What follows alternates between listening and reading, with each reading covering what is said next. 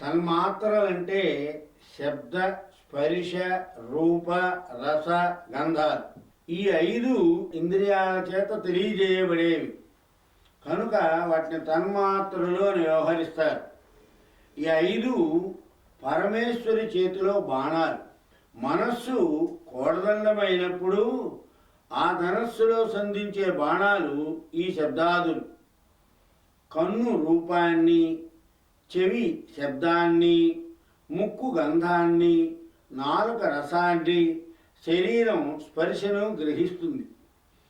ఒక్కొక్క ఇంద్రియం ఒక్కొక్క దాన్ని గ్రహించగలదు. చెవి రూపాన్ని కానీ కన్ను శబ్దాన్ని కానీ గ్రహించలేదు. ఈ 5 ఇంద్రియాల చేత తెలియదగిన శబ్దాదులు మనస్సు అనే ధనస్సులో సంధించే బాణాలు. ఇంద్రియాలపై పెత్తనం చేసే మనస్సునకు ఇవి లోబడి ఉంటాయి.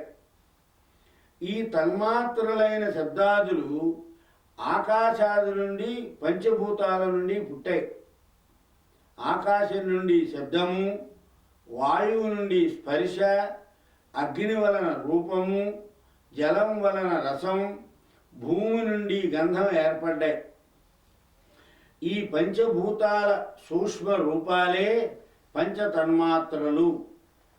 ఇవి కాక అర్షణం, రోచనం, మోహనం, శోషణం, మారణం అని 5 బాణాలు ఉన్నట్లు కాణికా పురాణంలో వివరిస్తోంది. ఇవి మునులను కూడా మోహింపజేస్తాయని తెలుస్తోంది. ఈ పరాశక్తి మాయినామపి మాయిని, యోగినామపి యోగిని కనుక వాటిని కూడా బాణాలుగా ధరించింది అమ్మవారు. పంచభూతాల సూక్ష్మరూపాలు అర్షణాదులు అమ్మ చేతిలో బాణాలై ప్రపంచ వ్యవహారాన్ని ఆమె ఆజ్ఞానుసారం నడిపిస్తోందని భావం.